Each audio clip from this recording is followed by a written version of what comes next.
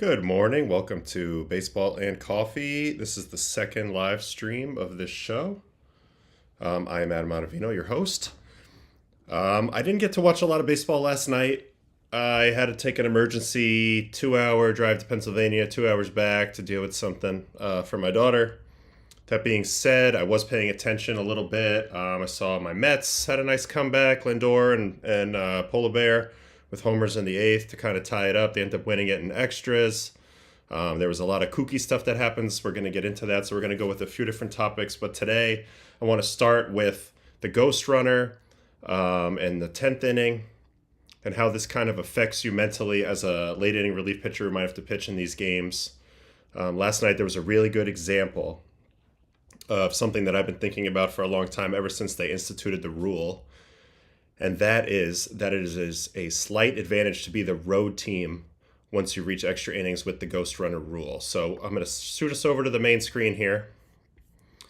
And we are going to get into this. This was Houston and Cleveland last night.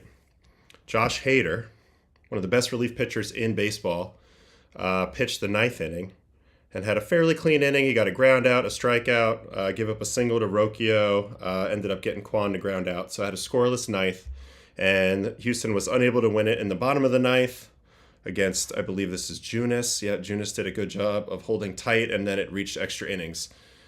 Now, one of the issues I've always had with this rule change ever since it came in is that it does tip the favor ever so slightly into the visiting team. Statistically, the visiting team has had a 53% chance of winning the game once it goes into extra innings since the ghost runner rule was implemented. And I think I know why, and I think this is a really good time to be able to demonstrate this. All right, so let's go into the iPad, and we're going to look at how the top of the 10th inning played out. Hader's on the mound. Game is tied. There's a ghost runner on second. An at bat here. He popped Cleveland immediately bunts, and he gets it down. sacrificing it out to move the runner over to third. Makes the throw to first. All right, so you got one out, man on third. Now don't forget, you don't often play for even if Kwan scores, Houston still has a chance to tie the game up or win it in the bottom half because they also have a runner at second when this inning begins. And this is where the psychology gets interesting. Hader and the Astros decide to sell out to not allow that run to score. It's an interesting strategy, and in this case, it does eventually backfire, but they decide to completely sell out. They go ahead and they intentionally walk, which they don't even show the videos for that, but they intentionally walk Jose Ramirez to set up a double play situation, but also just because he's a great hitter, and that brings up Carlos Santana. So here's the Carlos Santana at bat. Strikeout or a ground ball. First pitch. Josh starts him off with a chase slider that he doesn't bite on. Santana is known as being one of the most patient hitters in the league. Runner 90 feet closer. Throws him another chase slider. Double play taken out. So as a pitcher here, and you see Ramirez move up and take second. So now the double play's gone, and now we're looking for either a strikeout, an infield pop-up, or a walk if you're going to sell out to not let that run score, because now you're kind of committed to that strategy. Now you have a man on second. A single's going to give up 2 runs and post a crooked number. And then Clase or whoever comes in for the Guardians, they're not going to have to worry about that runner at all. So really in this spot, this is where you kind of have to pick your poison. Do you just pretend that that runner doesn't exist, and if he scores, you know you have a chance to equal in the bottom half of the inning, or do you go all out to try to not let that run score and set yourself up for winning? So that's the strategy that Houston has chosen and Josh has chosen in this situation. And now he's got a 2-0 count with second and third, 1 out.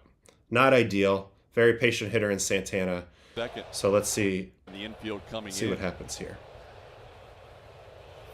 He does throw a fastball, but he nibbles with it. Can't afford to go right down the middle here. You got to try to get the hitter to swing at a tough pitch when you're using this strategy.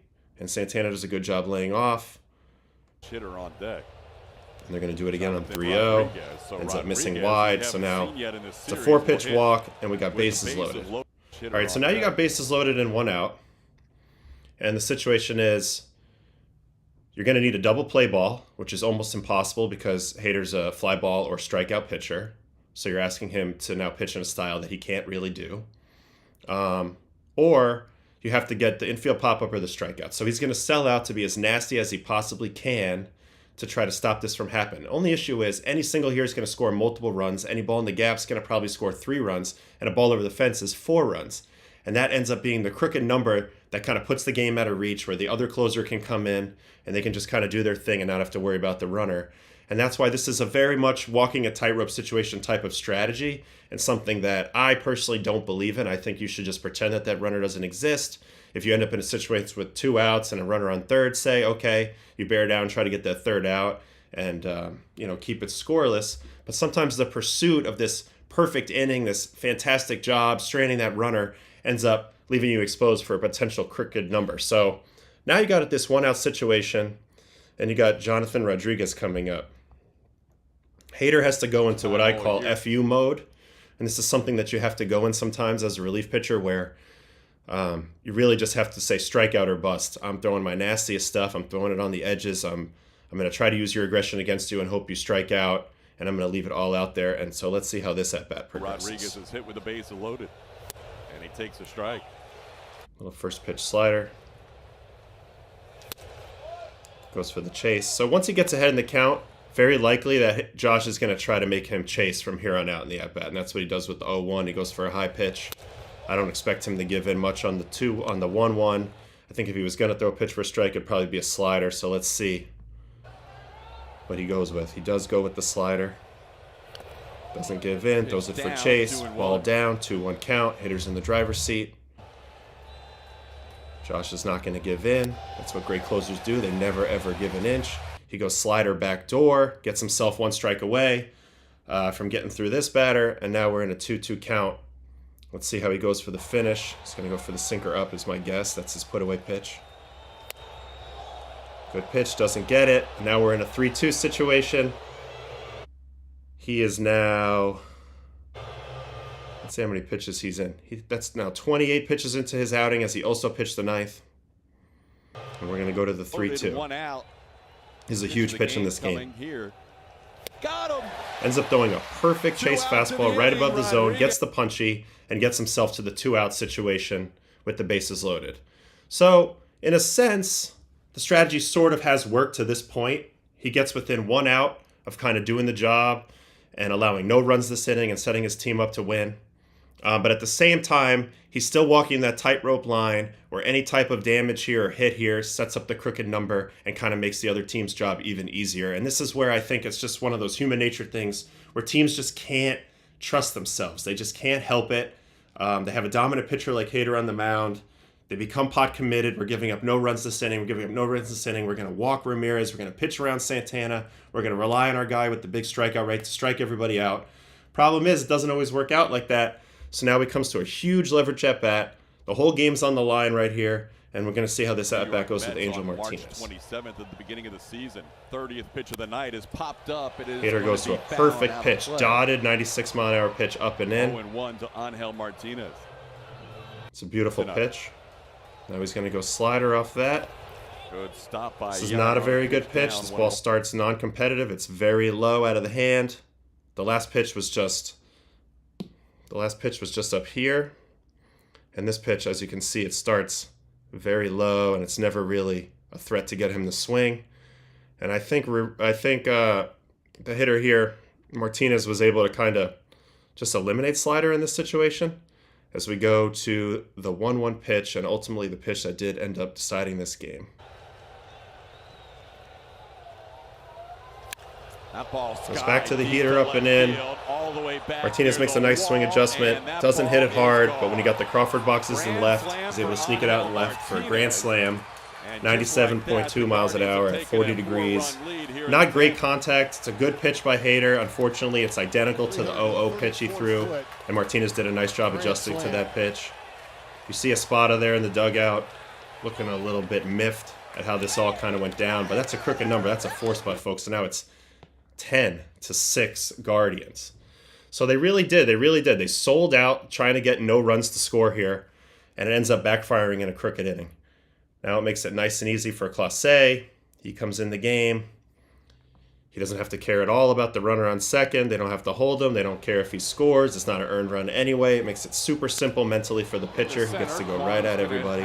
He's going to get a weak fly out for the first out. He's going to get first at bat. Ground out for the Well second past out. that halfway point. But you're going to have some. And he's going to punch out Cam Smith to end the game with a filthy 98-mile-an-hour cutter. And That's disgusting. Finishes off the game But the at point is, 10-6 he didn't have to finals. worry. He could come right out there and just kind of do his thing. And I think a lot of times, as relief pitchers, we just want to know what the job is. Is the job here to sell out for no runs, or is the job here to kind of play the conservative game? If that run scores, no big deal. We can match them in the bottom half. Or it's just a tough thing. It's a human nature choice. And a lot of times, baseball players are gamblers by nature. They like to take the risk, big reward. In this situation, it totally backfires. And that's part of the reason why I think this rule is a tough rule change. In my opinion, I don't hate it because I like the strategy, I like the added elements. But at the same time, I think you're a home team for a reason. That's supposed to be an advantage. And really, as a typical 9-inning game wears down, as you get closer and closer to the ninth inning, the advantage generally shifts to the home team. If the game's tied, all they need is one run. It's a lot harder to pitch like the bottom of the ninth in a tie game than it is with a lead or anything like that. So when a guy comes in to pitch the bottom of the ninth on the road, he knows he has zero margin for error. One swing can end the game. If he gets a man on third, one pitch in the dirt could end the game. There's a lot of things that can end the game right there. So he's kind of walking the tightrope in that sense. But then now, as soon as the things get switched to extra innings, as soon as the game gets switched to extra inning strategy, I think the onus goes a little more on the visiting team. They get the first choice they get the first choice at what they want to do strategy-wise. Do we sell out for the no runs, or do we kind of play conservative, kind of like in golf, like laying up, making sure that you set yourself up for a nice approach shot to the green, or do you just like try to go over the water, go over the trees? Two different strategies, but I think the numbers have bore out that the tendency to go for broke here and try to throw the zero up has sometimes led to some bigger innings, and that's where I think the statistical imbalance comes into play and why we've seen 53% of the road teams win in these extra inning games. I'd love to know what you guys think about it. Please write something in the comments. Engage in the chat if you can. I don't even know where the chat is. I have to figure all that out, but what do you think? Do you think this is a factor? Feels like a factor to me. And I just wanted to touch on that really quick before we jump into some of the other topics, which are mostly just fun stuff today. There was some some entertaining baseball yesterday all across the league. We had inside the park home runs, one for a walk-off, which I think we're going to watch. But we also had this matchup last night, and I just want to show all the pitches between this rookie and arguably the greatest player in the game today, and that's Shohei at the plate versus Jacob Mizorowski of the Brewers. They got to face each other 3 times last night, and it did not disappoint. So let's just go straight to the Shohei at-bats, and we'll break these down. All right, the Miz is going to start off this game as Shohei's the leadoff hitter. First pitch coming right down the middle, strike one at 100 right down the middle. Let's go right to the curveball. Last night for Ohtani. Swing and a miss. It's nasty. Comes out of the same tunnel as that fastball, about medium to low height, and it hits the deck. I mean, a 90.3 mile an hour curveball is almost a misread. You never see anything like that. Nasty. That breaking pitch coming off the. But here comes the third pitch, 0-2 pitch. And a drive into center field. It's God! 1-0 108, 27, 431, dead center. If this isn't a welcome to the big leagues moment, I don't know what it is, what it would be. When I remember when I was a rookie, the first time you face like the true greats, like the guys that you look up to, the guys that you see on TV, on SportsCenter, MLB Network all the time, and that guy's in the box, and then they do something off of you, I think that's kind of a big welcome to the big leagues moment. I think this was probably that for Miz. I mean, Ohtani crushes this ball. It's a typical miss. He doubles up on the same pitch and he just misses in the danger zone. You can't miss the Shohei down and in, and that's exactly what he does. Yeah, if I was designing a breaking ball, you got to get it down here. He throws it a little more in this zone, and obviously Shohei does not miss it. And that's why he's Shohei.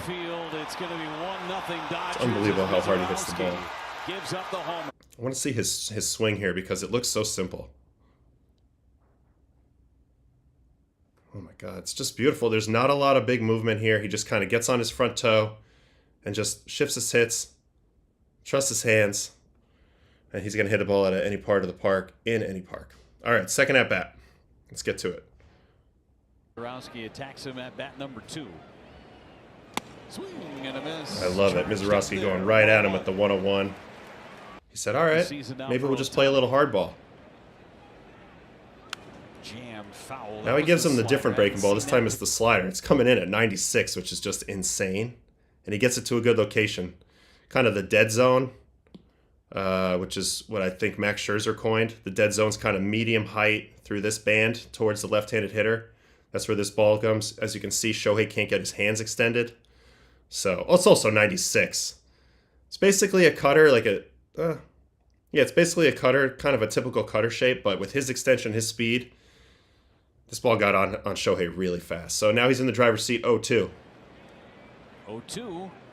Foul back, went fastball. Oof, 102 up and away. That's a very good swing through location. I love the way he's going right at him in the second at bat. Now he goes back to the curveball, kind of pulls off it a little bit. And now we're in the battle here. 1-2 count. Foul back again, and a challenge. Oof, once again, goes right at him. 102, top of the zone.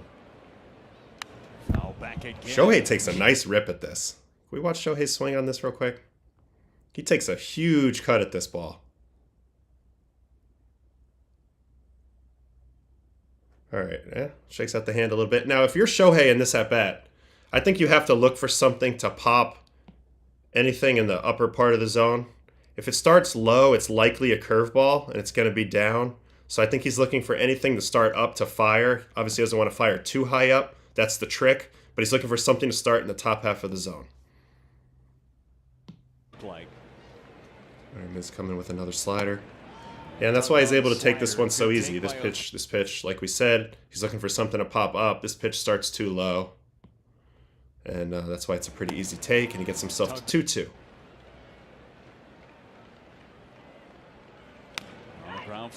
It's a really good curveball and a nice spoil by Shohei. I think he swings at this one again as this ball kind of pops a little bit higher than the slider did.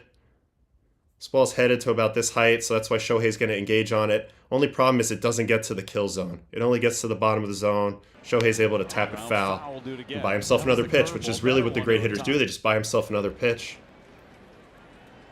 But now Miz is going to go back to it, and this time he gets it to the kill zone. So that's a good adjustment. It wasn't a great swing. It was kind of a protect me swing by Shohei, but But in this case, he does get it to the kill zone, and he gets his first punch out of the future Hall of Famer. And actually, I really love the way that Mizorowski kind of emotes off the mound. A little bang bang. I like it. This kid's bringing a lot of energy. He's really fun to watch. All right, so let's watch the third at bat and see how they battle this time. Ohtani, part 3.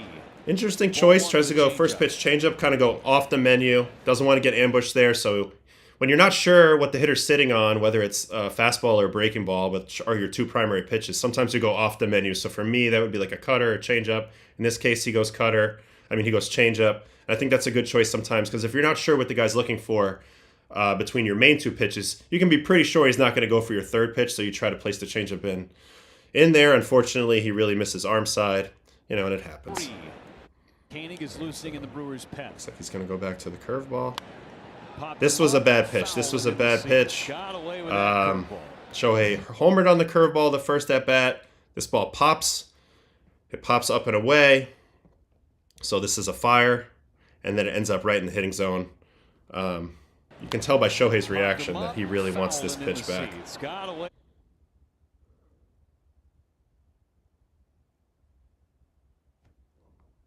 See it from the side. You can really see his face. Oh, he wanted that pitch back. All right. So now that's going to take us to the 1-1 count. 26 pitches. Change-up curveball so far. And that's back to the bench. Non-competitive slider in. Shohei gets ahead. 2-1 count. On the ground. Interesting that he goes back to the curveball again. I don't love this call. This is another very hittable pitch on a pitch that he's already homered on. I mean, for this ball to end up here, this is very similar location to the homer. And for my money, he got away with one on this one. All right, but anyway, we get to 2-2. Somehow This got is a piece good of that pitch now. He goes changeup. to the That was in the changeup, right-handed tries to go batter. back to something that he's not looking for. I don't know how Shohei fouls this off. This is an excellent battle. Somehow got a piece Man, of that's that a good changeup. pitch. That was in the right-handed You can batter. see Shohei's really engaged in this at bat. Look at this body language right Somehow here. got a piece of that changeup. That was in the right-handed batter's ball. Oof. All right. Hasn't shown him the heater yet. Here it comes. A little too high. Good take. Good take. He's gonna go at him again. Challenge heater 3-2. Oh, just Diablo, missed. man. That's ball He had a four. lot riding on that Mizorowski. pitch. He threw that pitch with full conviction. Ends up being just a bit inside. I think he scares Shohei with this one. So this would have worked. He would have had the just freeze missed. on an inside fastball. Look at Shohei. Aye. So that's it. 3 great at-bats. Shohei gets him in the first at-bat. Miz gets him in the second at-bat. Kind of a draw in the third at-bat. Obviously, Shohei gets the advantage with the win there, with the walk. So these are the type of matchups we live for. This is the first time that Mizorowski ever faced Shohei, so he had a little bit of the advantage going in. He decided to go right at him with his best stuff. He learned the hard way the first time that this is a guy that you cannot make mistakes to. And then the second time he really bared down. I thought he threw really, really well in that second at-bat. Third at-bat was a great battle. Sometimes you don't give in and, you end up walking a guy, but it's better than him hitting the ball somewhere hard in the air. And ultimately, I like the way he sold out for it. If you look at Mizorowski's body language on this last pitch, I mean, look at the way he bounces off the mound, really wanting this pitch. I just love the enthusiasm. He's got really good enthusiasm. And I'm looking forward to watching this kid pitch some more. That was a really, really exciting matchup right there. Okay, now I'm going to stop real quick and I'm going to try to figure out how to get to this chat because I am very confused about that. YouTube Studio. Where are you, chat?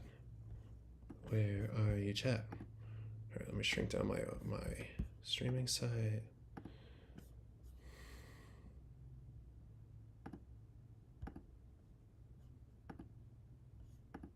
No, I'm sorry, guys. Whoever's watching, I'm really grateful for the viewers, but I can't figure out why I'm not in the chat. Okay. All right, no big deal. Let's see what we else have on the docket. We're only 23 minutes in. I'll do a few more minutes, so there's a couple more things to look at. All right, let's go look at the Inside the Park walk-off home run last night. It was Giants and Phillies.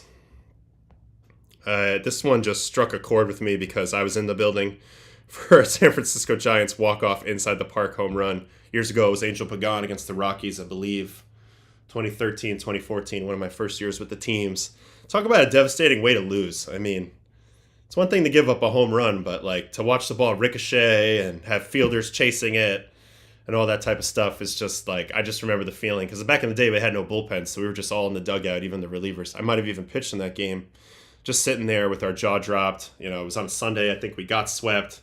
We just couldn't catch a break. We couldn't catch a win. Obviously, those were great Giants teams, but Inside the Park walk-off home run is rough. So I'm not gonna go through the whole inning. We'll just go right to the Inside the Park home run. It's a first pitch heater from Jordan Romano to Patrick Bailey.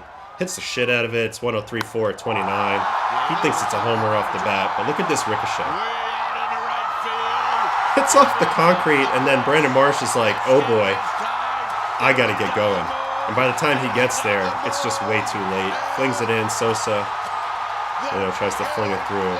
And this game is over, and it's absolute pandemonium. Everybody's jumping up and down. Nobody knows exactly what just happened. It's a mob scene. Looks like they're trying to shred his jersey. I don't know when this trend started, of the shredding of the jersey. But I do remember when I was with the Cardinals, we had a vet, Nick Punto, and he used to call himself the Shredder. And he used to take extra pride in ripping the buttons or ripping everything off your body, basically, if you got the walk-off hit. And maybe that's where it started. Maybe somebody knows in the comments when the shredding started, but obviously he gets his jersey shredded here, getting the hugs all around. I think we should look at a couple different angles of this. Here's the replay of the pitch. I mean, this is a home run, probably every ballpark but this one, anyway. But the way that this ball hits off right around here somewhere, yeah. Bink. and then just ricochets back, and Marsh is just a little bit towards the grass, so it gets onto the track. I mean, there's just nothing you can do. It's a totally helpless feeling. But this is an electric moment to be in the ballpark. Let's watch it from the high home cam.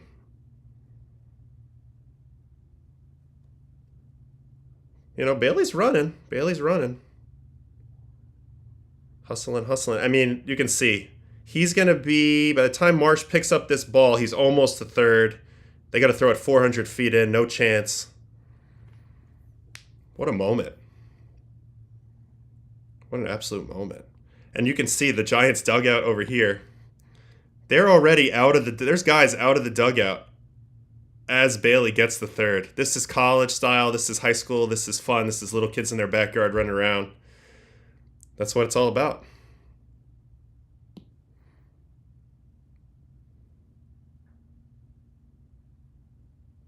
Let's see.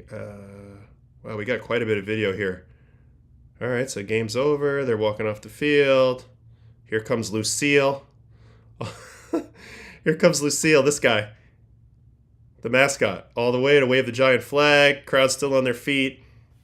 This would have been a really fun game to be at. You know, probably frustrating night all night. They had one run entering the ninth, and then 4 batters later, they got a walk-off inside the park home run.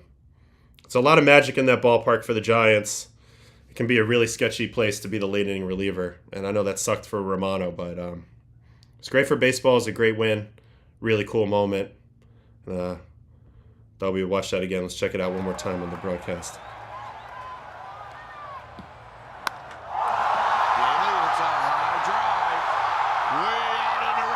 It's just a perfect ricochet. I'm actually surprised the fan didn't try to interfere with that, honestly. Man.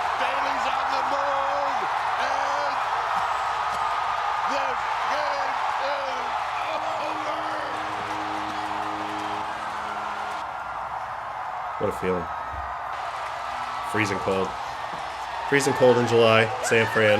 Guys in jackets running out. People don't realize how cold it is there in the summer, but gets shredded, gets Gatorade dumped. That's the reward you get for doing something awesome in the big leagues. You get your clothes ripped in half, get your hair all sticky from the Gatorade. That's good stuff. It's good stuff. All right, so that's it for that. Let's go back to our notes here and see if there's anything else I want to look at. I do want to watch.